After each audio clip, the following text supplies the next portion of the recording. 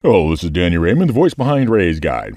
Now that we've had the updated Q&A and clarification on numerous inconsistencies of the various materials, come on, CIG, don't you have staff that can do a little bit of proofreading?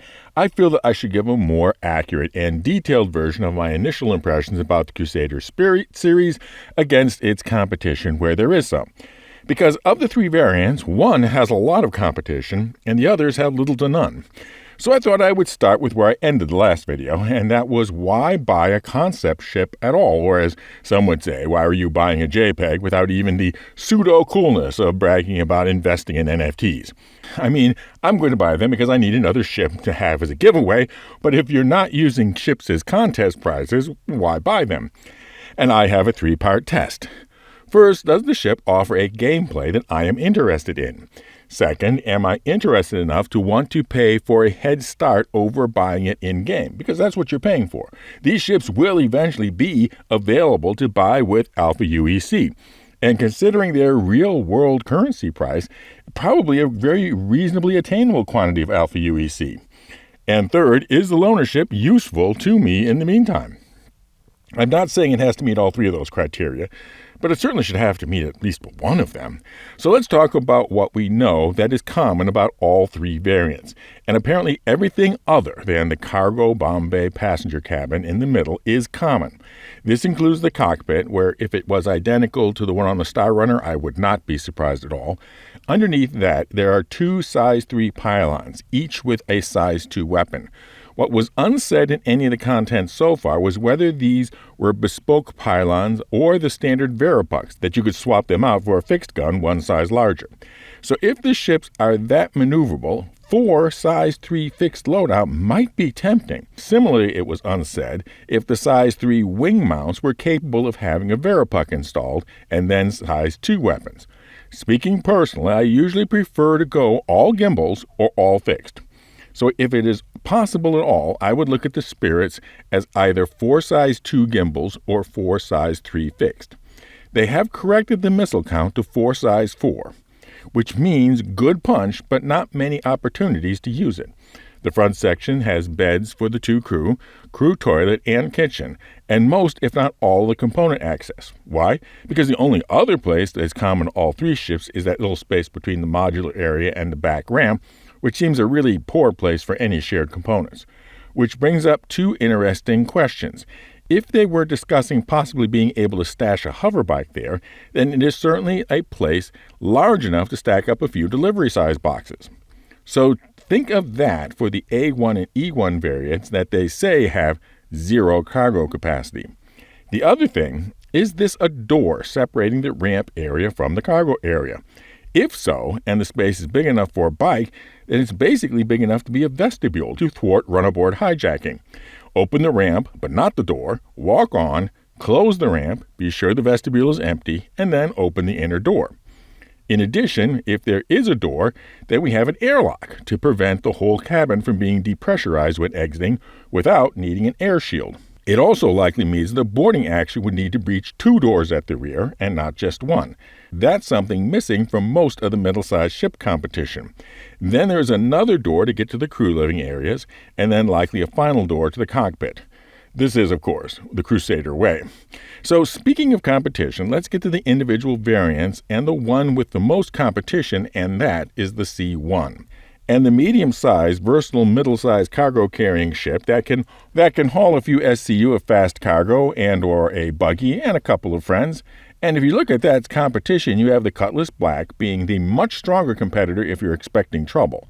The Cutlass Black has more pilot-controlled weapons and a turret with better visibility. Its other main competition, the Freelancer Base, also has better pilot-controlled weapons and substantially more cargo space. So some are saying, what's the point of the C1? Well, the Q&A stated that the balance was speed and maneuverability. But apart from that, what about the times you don't expect trouble and don't need more than a little vehicle storage? And what about, well, a term I'm not particularly fond of, the daily driver? Usually ships like the Nomad and Avenger or 300s are tossed around as daily driver craft suitable for a range of purposes under moderate opposition. So something still small and maneuverable and being fun to pile around, but more capabilities, say to haul a buggy, might be the niche for it. Next comes the A1, and technically, this might be described as having competition from the A2, but honestly, the A2 seems like a ship built by committee, and an entirely different craft than the A1. It's a cargo hauler, but not as good as the C2. It's a gunboat, but not as good as the Redeemer, and too many of the guns point down. And it is a military dropship, but not as good as an M2. And of course, it's a bomber, but a fairly lumbering one because of all the rest. With the A1 Spirit, I see a medium tactical strike fighter bomber in the realm of the A5 Vigilante or the A6 Intruder of the U.S. Air Force and Navy. Fast and focused with the ability to do dive bombing and ground skimming drops without a chance to target bombs, and the promised speed and agility of the A1 if realized, making the bomber a tough target too. So I'm honestly seeing the A1 and A2 as very different beasts, not simply the one being a baby version of the other, like you might see the C1 and C2. And consider this, you could melt your A2, buy either a C2 or M2 and one of these A1s, and still likely have cash left over. And if the E1 is the baby version of anything, it would be the Starliner, of which we only have a many years old concept art following a very different Crusader style guide. And it is interesting to imagine the visual style of the E1 expanded to the dimensions of the Hercules, which is very close to the size of the Starliner. And the E1 is, in fact, substantially different than the other Spirit variants. And it is in this little statement that the passenger toilet is underneath the passenger seats. In other words, the middle section of the E1, unlike the others, is double-decked, with the luxury seats on the upper deck and the toilet, and I also presume the passenger luggage compartments, and maybe even the Mixmaster, on the lower level. The pre-FAQ materials on the E1 said the passenger story was underneath the seats, but that might have meant under the seats themselves, like on an airplane, or on some sort of trapdoor and lift mechanism. But you couldn't have that with a whole toilet. And comparing them in the HoloViewer, you can see that the side profiles of the two ships are entirely different, with the E1 being much taller in the middle, with the domed area being reminiscent of Sky Dome railroad cars used on particularly scenic routes. It's a majorly different airframe, and if you are interested either in the taxi missions or the passenger transport career path, it might be very exciting. But what I learned from buying a Herald and then waiting for the Data Runner gameplay that still isn't here before melting it, really consider how you feel about an extended period of having the Cutlass Steel as a loaner instead.